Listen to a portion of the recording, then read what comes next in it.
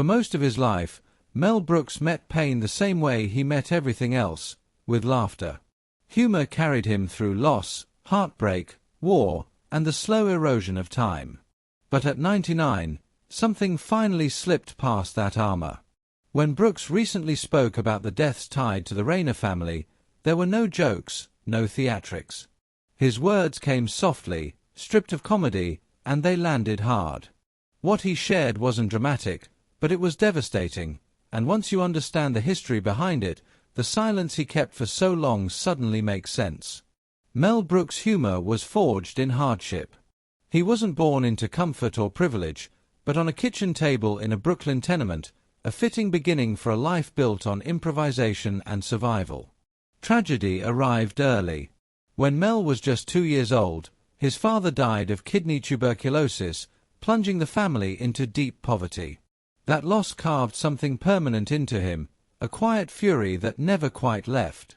His mother became his emotional anchor, filling their small apartment with music, affection, and performance. She sang while dressing him, turning ordinary moments into little shows. By the time Mel sang in front of his entire school at age 5, something clicked. He understood the power of an audience and the strange safety found in laughter. Growing up poor, small, sickly, and Jewish in Brooklyn made him an easy target. Humor wasn't entertainment, it was armor. A sharp joke could diffuse danger, sometimes literally saving him from being hit. Even as a child, Brooks understood timing, illusion, and performance.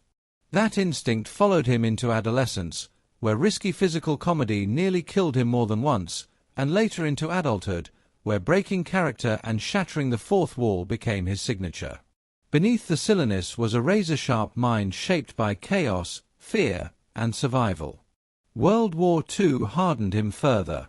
As a combat engineer in Europe, Brooks lived amid sirens, landmines, and death. He coped the only way he knew how, by singing, joking, and using humor as a shield against terror. After the war, he chased comedy with relentless energy, eventually landing in the brutal pressure cooker of your show of shows. There, he met Carl Reiner. From the moment they connected, something rare formed, a partnership, a friendship, and a 70-year conversation built entirely on laughter. Their bond became legendary through the 2,000-year-old man, but it extended far beyond the stage. Decades later, long after fame no longer mattered, Brooks and Reiner still spent nearly every night together, eating dinner, watching television, and trying to make each other laugh. After both men lost their wives, that routine became a lifeline. Carl Reiner passed away in 2020, and Brooks was there that night, refusing to let go even as reality closed in. Afterward, he kept coming back to Carl's house, sitting in the same chair, holding on to the rhythm they had built together. Then came the unthinkable. In December 2025, Rob Reiner and his wife Michelle were found murdered in their home, a tragedy that shook the film world and devastated the family. When Mel Brooks finally spoke about it, his heartbreak was unmistakable. He admitted he was grateful Carl didn't live to see it, that the weight would have been unbearable. For a man who spent a lifetime turning pain into punchlines, there was no joke left to tell.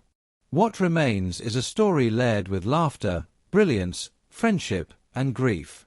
A reminder that even the brightest comedic legacies are built by people who carry deep scars, and that behind icons who made the world laugh are hearts that feel lost just as profoundly as anyone else.